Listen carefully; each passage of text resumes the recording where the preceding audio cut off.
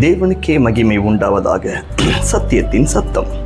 ஏசாயா புத்தகம் 55ஆம் அதிகாரம் 6ஆம் வசனம் விதமாய் சொல்கிறது, கர்த்தரை கண்டடையத்தக்க சமயத்தில் அவரை தேடுங்கள் என்று சொல்லப்படுகிறது.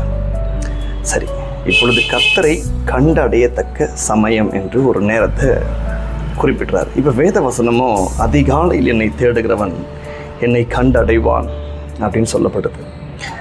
நாம் அதிகாலையில் தெய்வத்தை தேட ஆரம்பிச்சிட்டோன்னு சொன்னால் நம்ம வேறு ஒன்றையும் தேட தேவையில்லை, எல்லாமே நமக்கு சமீபமாக இருக்கும். ஸோ ஒரு வேலையாகட்டும், இல்லைன்னு சொன்னால் ஒரு சேல்ஸ் ஆகட்டும், இல்லை வாங்க போகிற காரியமாகட்டும், எந்த காரியமானாலும் நான் முதலாவது தேவனை தேட ஆரம்பிக்கிறேன் அப்படின்னு சொன்னால் எனக்கு அவர் சமீபமாக இருக்கார்.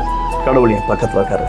கடவுள் என் பக்கத்தில் இருக்கிறதுனால தவறான ஒரு பாதையில் நடத்த போகிறதில்லை, தவறான ஒரு காரியத்தில் நான் போய் அகப்பட போகிறதில்ல. ஆகையால் அவரை தேட தக்க சமயத்தில் அவரை தேடுங்க. எல்லாமே அவரை தேடக்கூடிய சமயமாக இருக்குது. எல்லா சமயத்திலையும் தேடும் பொழுது அவர் நமக்கு சமீபமாக இருக்கிறார் என்பது தான் உண்மையாக இருக்குது. ஆகையால் அவரை தேடுங்க. நீங்கள் எதெல்லாம் தேடி போகிறீங்களோ அவர் உங்களுக்கு பக்கத்தில் இருக்கிறதுனால அதெல்லாம் உங்கள் பக்கத்தில் வரும். நீங்கள் தேடுகிற எல்லாமே உங்கள் பக்கத்தில் வரும். அவர் அப்படியே உங்களுக்கு செய்வார். ஆமென்.